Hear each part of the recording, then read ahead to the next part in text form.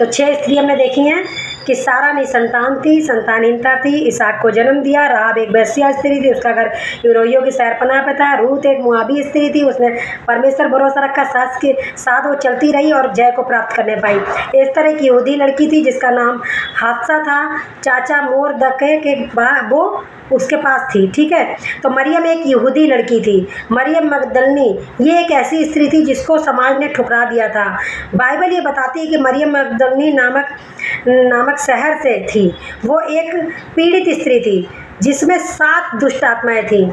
यीशु मसीह से प्रेम और दया से देखते हैं। यीशु मसीह क्या है? प्रेम हमें और दया से देखते हैं। वो प्रेम भरी नज़रों से देखते हैं, वो दया को देखते हैं। तो प्रभु आप सभी को इस वचन के द्वारा बहुत आशीष दें। मैं समझ सकती हूँ कि परमेश्वर ने आज आपसे बात करी होगी।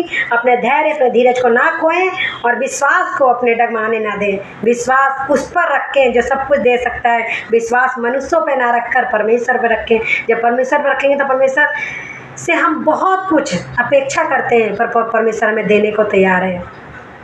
परमेश्वर का वचन कहता है कि जो मेरे धर्मराज की खोज करेगा तो मैं सब कुछ दे दूंगा, जो वस्तुएं हैं। तो परमेश्वर से अगर मांगना है धर्मराज क्या, हम परमेश्वर के प्रेम को हमने जाना है। जब हमने प्रेम को चखा है तो आप भी प्रेम को बांटें। वो यीशु मसीह एक प्रेम है।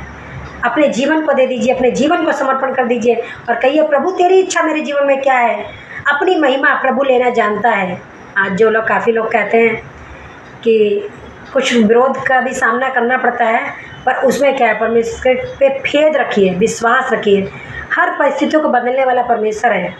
उनके हृदय को भी नम्र और दीन करने वाला वो परमेश्वर है।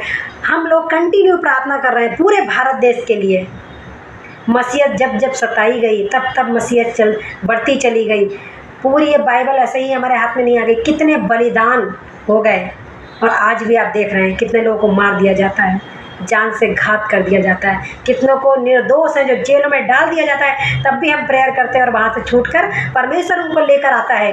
पौलुस के जीवन को देखेंगे। पौलुस को क्या है, बंदी गृह में प्रार्थना कर रहा था, इतने छोटे से कमरे में। आप सोचेंगे वहीं पे वॉशरूम, वहीं पे सब, उसने कलम और एक कागज़ मांगा और लिखना जब शुरू करा, वहाँ पे पौलुस ने जेल में पत्रियाँ लिख दी। तो वो परमेश्वर की आवाज़ को सुन रहा था और वो उसका नाम हमेशा के लिए इतिहास में अमर हो गया। तो हमें पौलुस की जैसी, उनके चेलों की जैसी, यीशु मसीह के चेलों की जैसी बनना है। तो प्रभु आप सभी को बहुत आशीष दें। मैं विश्वास करती हूँ कि जितने लोग ये वीडियो देख रहे हैं, नमो नमः आशीष आपको दी होगी परमेश्वर ने। सारी महिमा हम प्रभु को देते हैं कि आगे के अगर हम समय में होगा तो मैं और बातों को आपको बताऊंगी, शेयर करूंगी, साझा करूंगी और आप हमारे वीडियो को शुरू से अंत तक देखेंगे तभी समझ में आएगा। और आप किसी को शेयर भी कर सकते हैं ताकि और लोगों तक ये वचन पहुंचने पाए।